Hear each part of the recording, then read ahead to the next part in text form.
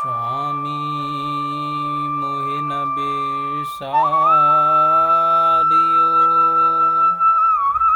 चाहे लाख लोग मिल जाएं,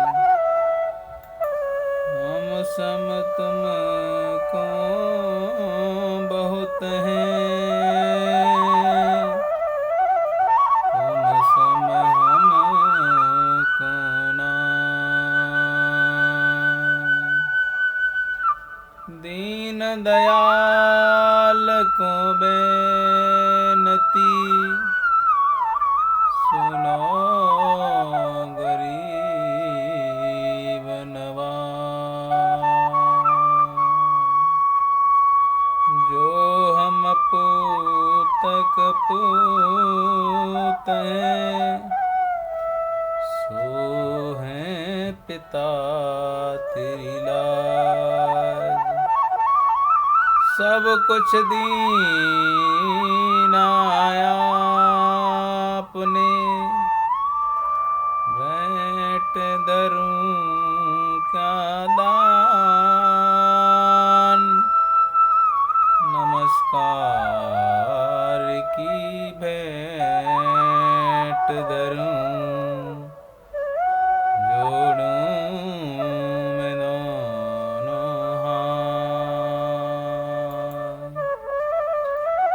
मन में नाम तेरा रहे, मुख पे रहे सुगीत। हमको इतना दीजिए, रह चरणों में प्रीत। जय श्री राधे। श्रीमद् भगवत रहस्य प्रथम स्कंद, पेज नंबर 75, पॉइंट नंबर 8।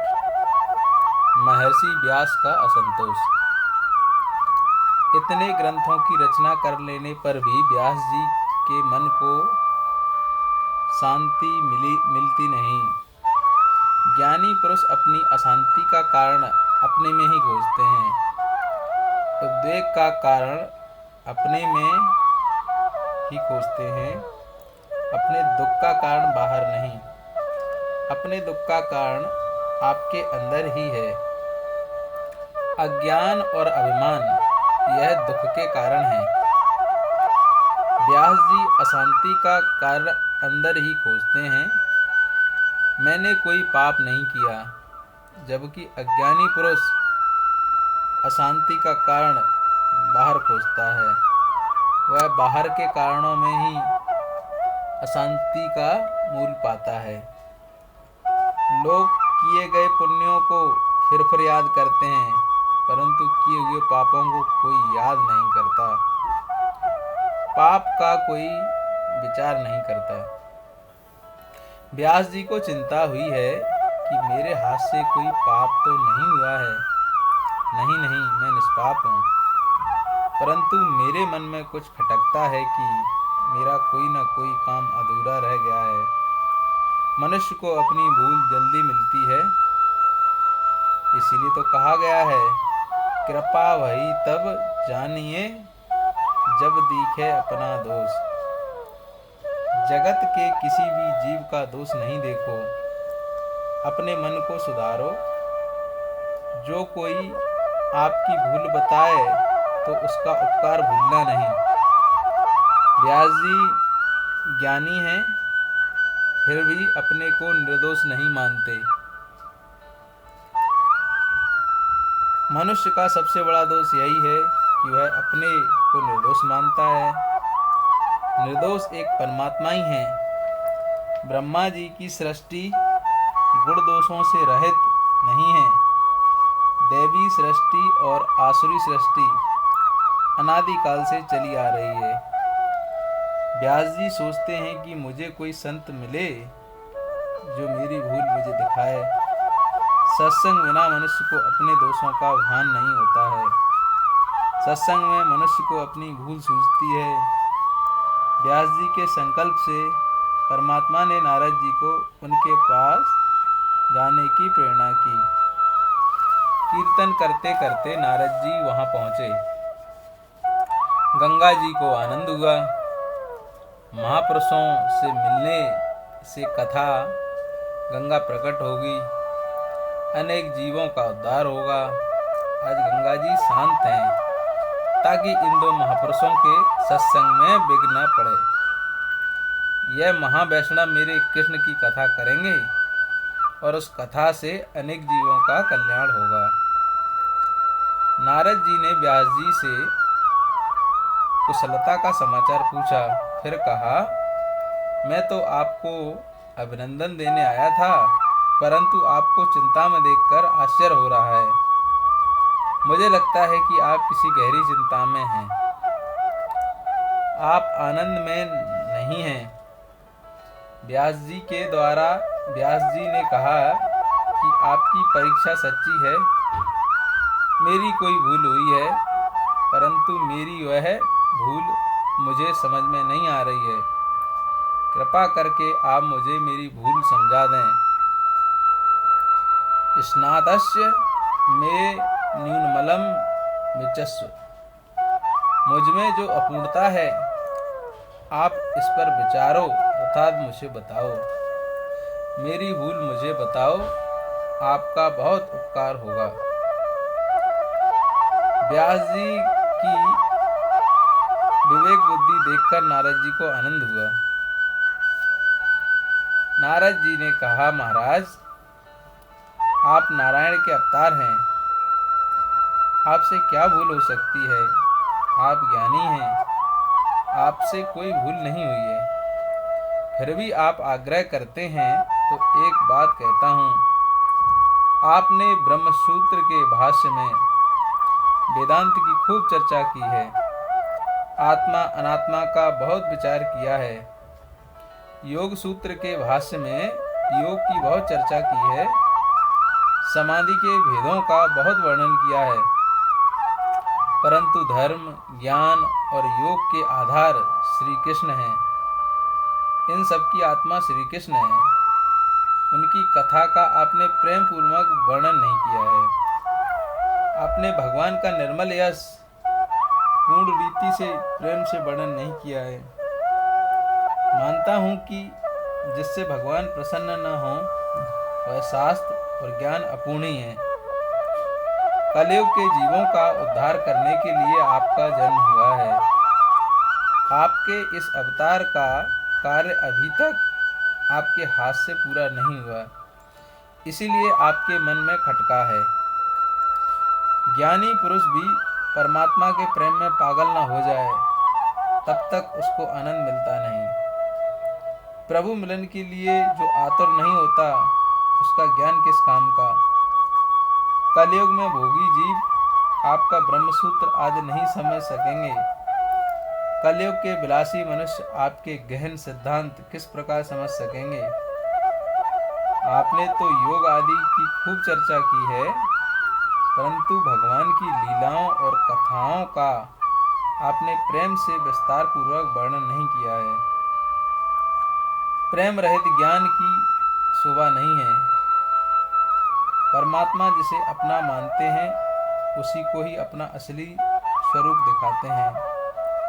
परमात्मा ने अपना नाम तो प्रकट रखा है, परंतु अपना स्वरूप छिपा रखा है। जब परमात्मा के अपने प्यारे भक्त उसकी बहुत भक्ति करते हैं, तब परमात्मा उनको अपने स्वरूप का दर्शन कराते हैं। सामान्य मनुष्य भी जहाँ प्रेम होता है, वहाँ अपना स्वरूप प्रकट करता है। बाहर के मनुष्य को देखने पर कोई दिल खोलता नहीं। जिसके लिए प्रेम होता है, उसको तो बिना पूछे सब बता देता है। मनुष्य परमात्मा के साथ प्रेम नहीं करता, इसीलिए वह प्रभु का अनुभव नहीं कर पाता। बड़ा ज्ञानी होने पर भी जब तक वह परमात्मा से प्रेम नहीं करता, तब तक उसे परमात्मा का अनुभव नहीं होता। जूतों से, कपड़ों से, पैसे से प्रेम करता है, वह कोई ज्ञानी कहलाता है। आजकल लोग पुस्तकें पढ़कर ज्ञानी बन जाते हैं। उनको गुरु की सेवा नहीं करनी पड़ती, उनको ब्रह्मचार्य पालन की जरूरत नहीं लगती। श्री कृष्ण की लीलाओं और कथाओं का आपने प्रेम से गान नहीं किया, इसीलिए आपको दुख होता है। यही तुम्हारी अशांति का कारण है। ज्ञान की शोभा प्रेम से है, भक्ति से नहीं। जो सर्व में भगवत भावना जागे तो वह ज्ञान किस काम का। श्री कृष्ण प्रेम में पागल बनोगे तो शांति मिलेगी। आपने प्रेम में पागल होकर कृष्ण कथा का परिपूर्ण वर्णन नहीं किया। जीव से ईश्वर दूसरा कुछ नहीं मांगता, केवल प्रेम चाहता है। कलयुग के मनुष्य को स्नान के लिए गर्म पानी नहीं मिलता तो वह गुस्से से पागल हो जाता है। ऐसे मनुष्य योग क्या सिद्ध करेंगे। जिसकी भोग में आसक्ति है उसकी तंदुरुस्ती नहीं रहती, द्रव्य में जिसकी आसक्ति है उसका मन ठीक नहीं रहता। ऐसे मनुष्य योग सिद्ध नहीं होता। चित्त वृत्ति के निरोध को योग कहते हैं। इसे सिद्ध करना मुश्किल है। बातें ब्रह्मज्ञान की करें, प्रेम पैसे से करें, उसे परमात्मा नहीं मिलता, उसे आनंद नहीं मिलता। तो अब आप ऐसी कथा करो कि जिससे सबको प्रभु के प्रति प्रेम जागे। ऐसी दिव्य कथा करो, ऐसा प्रेम शास्त्र रचो कि जिससे सब कृष्ण प्रेम में पागल बने। कथा सुनने वालों को कन्हैया प्यारा लगे, संसार की उपेक्षा करें। ऐसी कथा आप करेंगे तो आपको शांति मिलेगी।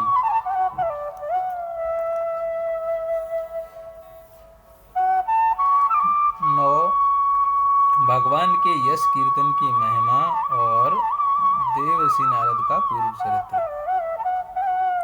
महाभारत में श्री कृष्ण चरित्र है, वहाँ सदाचार को महत्व दिया गया है, वहाँ प्रेम गौण है। ऐसी कथा करो कि आपको भी शांति मिले और सब जीवों को भी शांति मिले। व्यास जी ने भी जब तक भागवत शास्त्र की रचना नहीं की तब तक उनको शांति नहीं मिली। कलयुग में कृष्ण और कृष्ण कीर्तन के सिवाय दूसरा कोई उद्धार का उपाय नहीं है। कलयुग में मनुष्यों का उद्धार दूसरे साधन से नहीं हो सकता। केवल कृष्ण कीर्तन, कृष्ण स्मरण से ही कलयुग में मनुष्यों का उद्धार होगा। परमात्मा की लीला कथा का वर्णन आप अति प्रेम पूर्वक करो।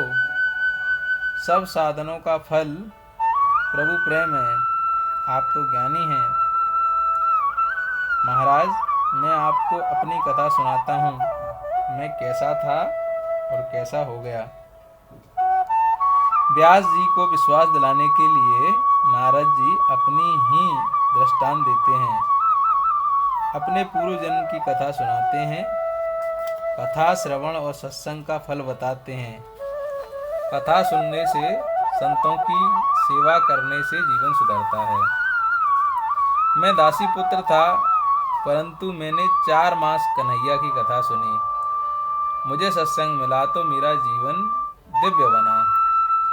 कृष्ण कथा से मेरा जीवन सुधरा। मैं दासी पुत्र था, आचार विचार का कुछ भान न था, परंतु मैंने कथा सुनी, मेरा जीवन पलट गया।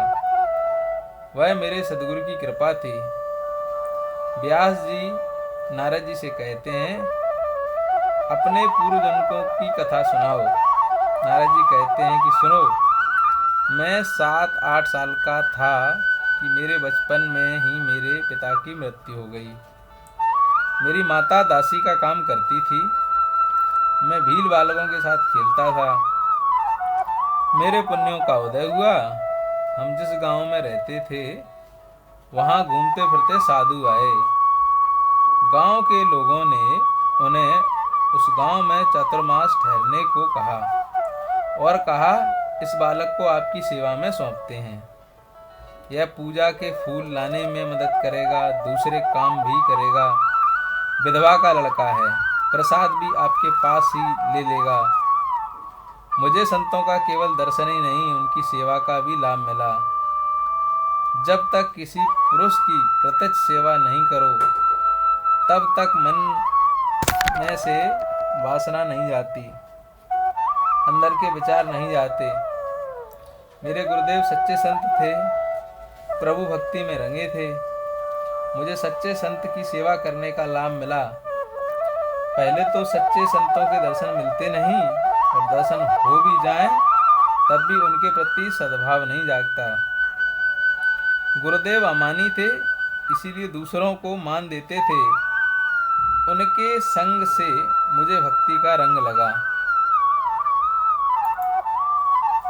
गुरु ने मेरा नाम हरिदास रखा। सुखदेव जी ने जनते ही व्यास जी से कहा कि आपसे मेरा कोई संबंध नहीं है, आप मेरे पिता नहीं हैं। मेरा पिता तो प्रभु परमात्मा है, मुझे जाने दो। परंतु यह मार्ग सरल नहीं है। इस मार्ग को सामान्य मनुष्य अनुकरण कर सके ऐसा नहीं है। आसान मार्ग तो यह है कि सबके साथ प्रेम करो अथवा एक प्रभु के साथ प्रेम करो। आत्मा परमात्मा एक हैं। गुरुदेव प्रेम की मूर्ति थे। गुरुजी के उठने से पहले मैं उठता, गुरुजी की सेवा के समय में फूल तुलसी ले आता। मेरे गुरुजी दिन में 2 बार कीर्तन करते थे। सवेरे ब्रह्मसूत्र की चर्चा करते थे, परंतु रात को रोज कृष्ण कथा कृष्ण कीर्तन करते। कन्हैया उनको बहुत प्यारा था। मेरे गुरुदेव के इष्टदेव बालकृष्ण थे। ये ऋषि बाल स्वरूप की आराधना करते थे। बालक जल्दी प्रसन्न होते हैं। बालकृष्ण जल्दी प्रेम करते हैं और जल्दी प्रसन्न होते हैं। कन्हैया का कोई भक्त उसे बुलाता है तो कन्हैया दौड़कर जाता है। मैं कीर्तन में जाता और कथा सुनता। मैं बहुत कम बोलता था। बहुत बोलना संतों को अच्छा नहीं लगता। वाणी से शक्ति का खर्च मत करो, अर्थात कम बोलो, मौन रखो। सेवा करने वाले पर संत कृपा करते हैं। यह तीनों गुण नारद जी कहते हैं कि मुझ में थे। मैं तो कौल और भील बालकों से खेलता था। एक दिन मैं कथा में गया। मेरे गुरु कृष्ण कथा का वर्णन करते थे। मैंने कथा में बाल लीला सुनी। छोटे छोटे बालक कन्हैया को बहुत प्यारे लगते हैं। यह कथा सुनकर प्रभु के प्रति मेरा सद्भाव जागा। कृष्ण कथा यह प्रेम कथा है। कृष्ण कथा में गोपियों को, स्त्रियों को, बालकों को, सबको आनंद आता है। श्री कृष्ण की कथा ही ऐसी दिव्य है कि यह सबको आनंद देती है। श्री कृष्ण कथा में ऐसा आनंद आने लगा कि मेरा खेलना छूट गया। श्री कृष्ण कथा में गुरुदेव पागल बने हैं। मनुष्य संसार के पीछे पागल बनते हैं और उस दशा में मुक्त नहीं हो सकते। भगवान के पीछे जीव पागल बने तो जीव शिव एक होते हैं। संत की आंखें शुद्ध होती हैं, पवित्र होती हैं। संत की आंखों में पाप नहीं रहते।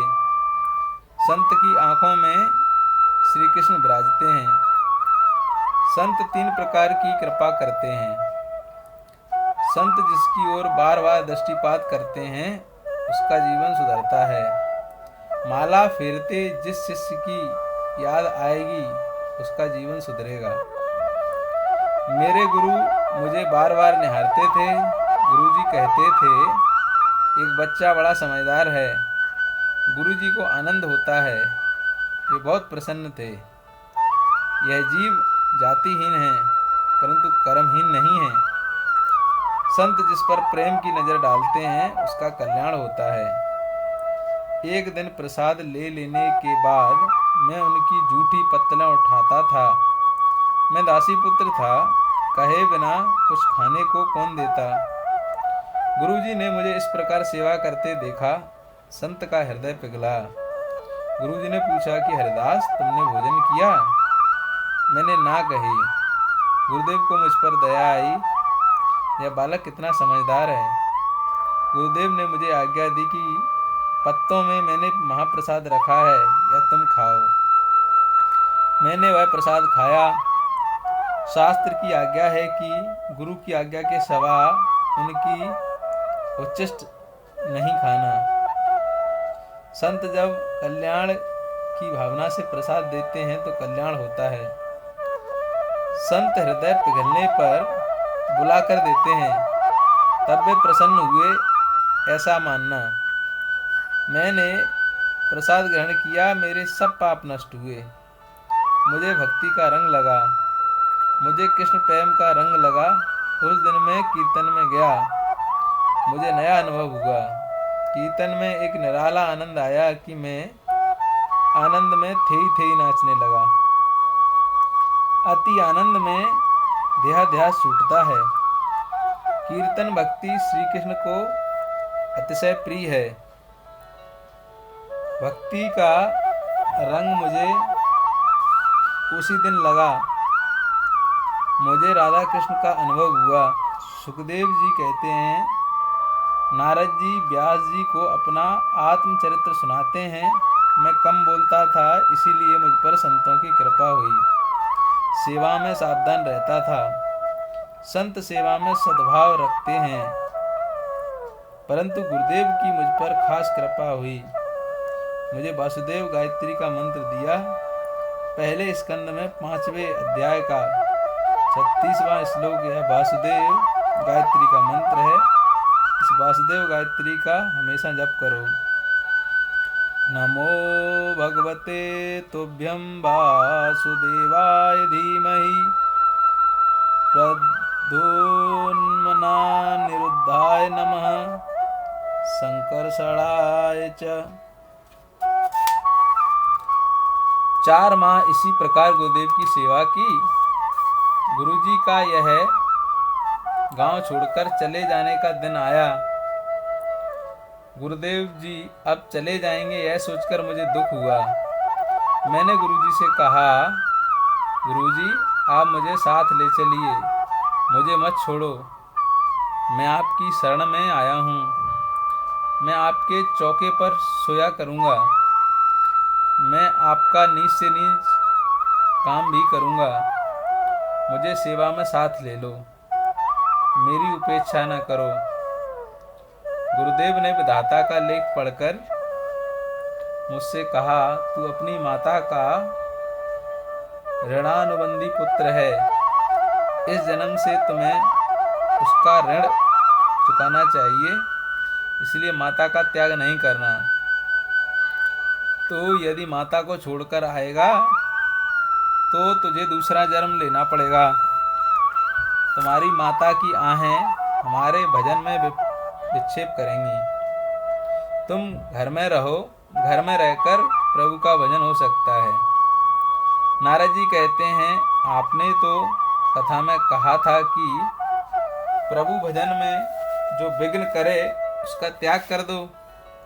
प्रभु के भजन में जो साथ दे उसका ही संग करो। जो ईश्वर के मार्ग में ले जाए वही सच्चा स्नेही है। मेरी माता जो मेरे भजन में विक्षेप करने वाली हो, तो क्या मुझे अपनी माता का त्याग नहीं करना चाहिए?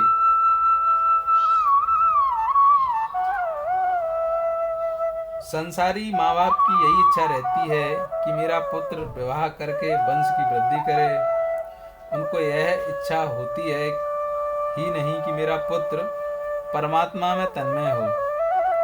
मेरी माता मेरे भजन में विक्षेप करने वाली है।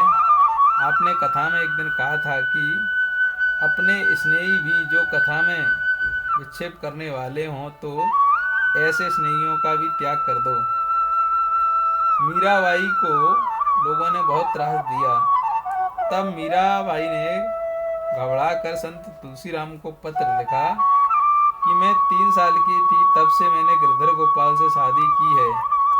ये मेरे संबंधी मुझे कष्ट देते हैं, मुझे अब क्या करना चाहिए?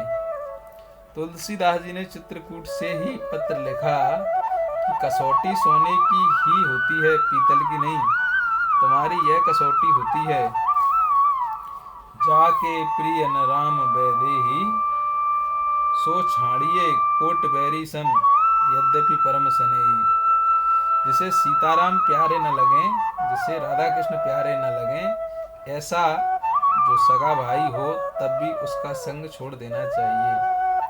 दुसंग सर्वथा त्यागने योग्य है, दुसंगा सर्वथा त्याज्य है।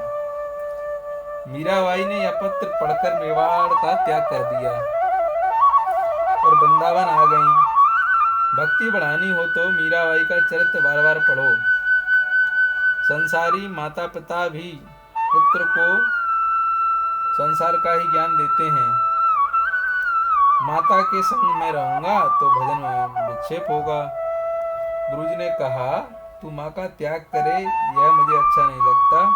ठाकुर जी सब जानते हैं, तुम्हारी माता तुम्हारे भजन में विघ्न करेगी तो ठाकुर जी कोई लीला करेंगे। संभव है ये तुम्हारी माता को उठा लेंगे अथवा तेरी माता की बुद्धि को भगवान सुधार देंगे। घर में रहना और इस महामंत्र का जप करना, माँ का अनादर नहीं करना। जप करने से प्रारब्ध बदलता है, जप की धारा टूटे नहीं, इसका ध्यान रखना। मैंने गुरुजी से कहा, आप जप करने को कहते हैं मगर मैं तो अनपढ़ दासी पुत्र हूँ, मैं जप कैसे करूँगा, जप की गिनती कैसे करूँगा।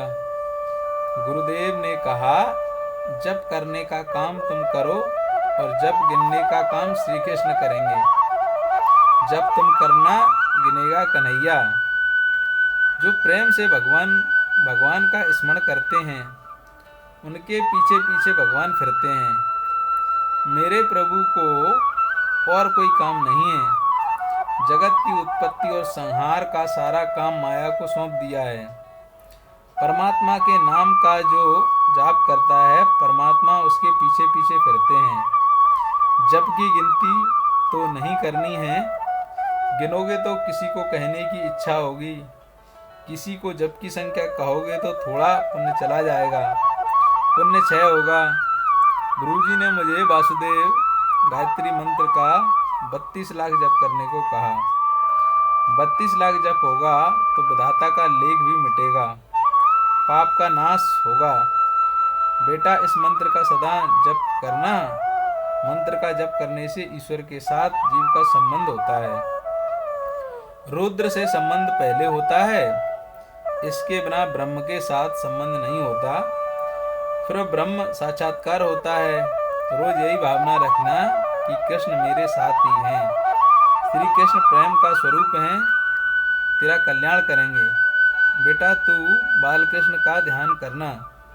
श्री कृष्ण का बाल स्वरूप अति मनोहर है। बालक को थोड़ा दो तो भी वह राजी होता है, इसीलिए गुरुदेव ने बाल उपासना की, बाल स्वरूप का ध्यान करने की आज्ञा दी। भावना से बाल स्वरूप का ध्यान करो। मेरे गुरुजी मुझे छोड़कर चले गए, मुझे अति दुख हुआ। पूर्व जन्म के गुरु का नाम लेते ही नारद जी रोने लगे। सच्चे सदगुरु का कोई स्वार्थ नहीं होता। मैंने निश्चय किया और जप शुरू कर दिया। मैं सतत जप करता था, जप किए बिना मुझे चैन नहीं आता। घूमते फिरते और स्वप्न में भी जप करता। सैया पर सोने से पहले हमेशा जप करो, जप की धारा न टूटे। 1 वर्ष तक वाणी से जप करना, 3 वर्ष कंठ से जप करना, 3 वर्ष के बाद मन से जप होता है और इसके बाद अजपा जाप होता है। माँ को यह रुस्ताना था, फिर भी मैंने 12 वर्ष तक 16 अक्षरी महामंत्र का जप किया। मनुष्य जप करते हुए भी छल कपट बहुत करते हैं, इसीलिए उनके पुण्यों का नाश होता है। माँ की बुद्धि भगवान बदल देंगे, यह सोचकर माँ को मैंने कभी कुछ न कहा। मैंने अपनी माँ का कभी अनादर नहीं किया। उसके बाद माता एक दिन गौशाला में गई, वहाँ उसको सर्प ने काट लिया। सूत जी सावधान करते हैं, सर्प अपराधी को काटता है। माता ने शरीर का त्याग किया, प्रभु ने कृपा की, अनुग्रह मन्य माना। मैंने माना कि भगवान का उपकार अनुग्रह हुआ, मुझ पर अनुग्रह हुआ है माताजी की देह का अग्नि संस्कार किया, मुझे आनंद हुआ, मैं मात्र ऋण से मुक्त हुआ। घर में जो कुछ रखा था मैंने माता के काम में ले लिया। मुझे प्रभु में श्रद्धा थी, अतः मैंने कुछ संग्रह नहीं किया। जन्म से पहले मेरे लिए माता के स्तन में दूध पैदा करने वाला दयालु भगवान मेरे पोषण की व्यवस्था करेगा। वह क्यों नहीं करेगा? परमात्मा विशंबर है। मैं अपने भगवान का हूँ, तो क्या भगवान मेरा पोषण नहीं करेंगे? मैंने कुछ नहीं लिया, पहने हुए कपड़ों के साथ मैंने गृह त्याग किया। जिसका जीवन केवल ईश्वर के लिए है वह कभी भी संग्रह नहीं करेगा। भगवान नास्तिक का भी पोषण करता है। नास्तिक कहता है मैं ईश्वर को नहीं मानता, परंतु मेरा परमात्मा कहता है बेटा तू मुझे नहीं मानता मगर मैं तुझे मानता हूँ। उसका क्या होगा? जीव भले अज्ञान में जो चाहे सो बोले, मगर ठाकुर जी कहते हैं तू भगवान का अंश है। जो ईश्वर का नियम पालता नहीं, धर्म को मानता नहीं, ऐसे नास्तिक का भी परमात्मा पोषण करते हैं। क्या कन्हैया मेरा पोषण नहीं करेगा? मैंने कभी भीख नहीं मांगी, मगर अपने प्रभु की कृपा से मैं कभी भूखा न रहा। मैंने किसी चीज का संग्रह नहीं किया, परंतु मेरे भगवान ने किसी दिन मुझे भूखा नहीं रखा। भगवत स्मरण करता मैं फिरता था। 12 वर्षों तक मैंने अनेक तीर्थों का भ्रमण किया। इसके बाद मैं घूमता फिरता गंगा नदी के तट पर पहुंचा, गंगा स्नान किया। इसके बाद एक पीपल के वृक्ष के नीचे बैठकर जप करता था। जप ध्यान से करता था। गुरुदेव ने आज्ञा की थी कि खूब जप करना। मैंने जप नहीं छोड़ा। गुरु ने कहा था प्रभु दर्शन ने तो भी जप छोड़ना नहीं। गंगा किनारे 12 वर्ष रहा।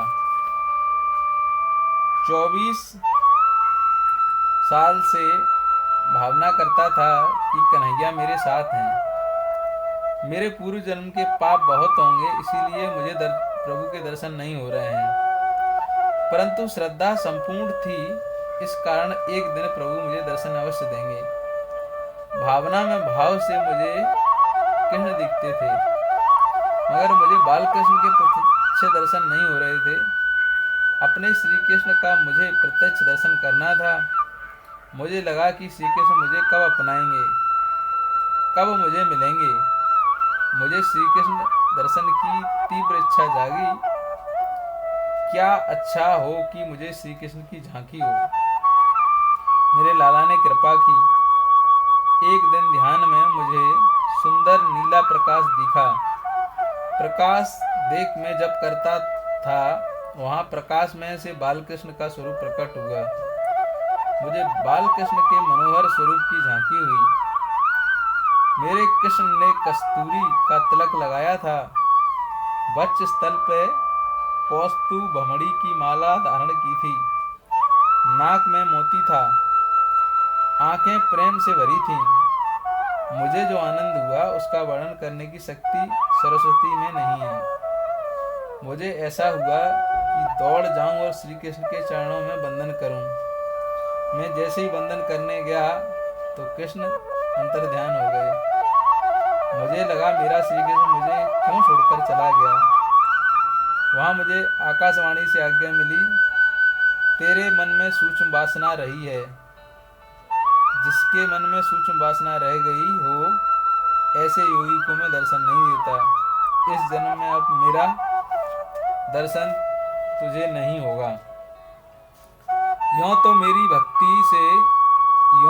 तेरी भक्ति से प्रसन्न हुआ हूँ।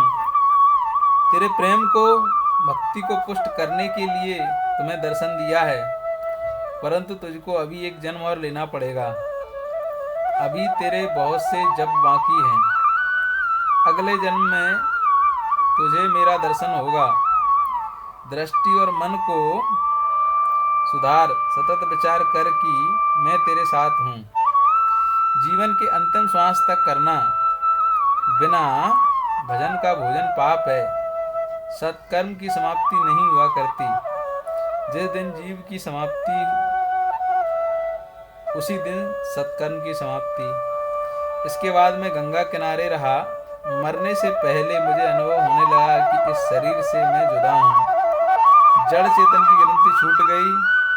जड़ और चेतन की, शरीर और आत्मा की जो गांठ लगी है, वह गांठ भक्ति के बिना नहीं छूटती। परमात्मा शरीर से आत्मा जुदा है, यह सब जानते हैं, पर उसका अनुभव कौन करता है। जय श्री राधे।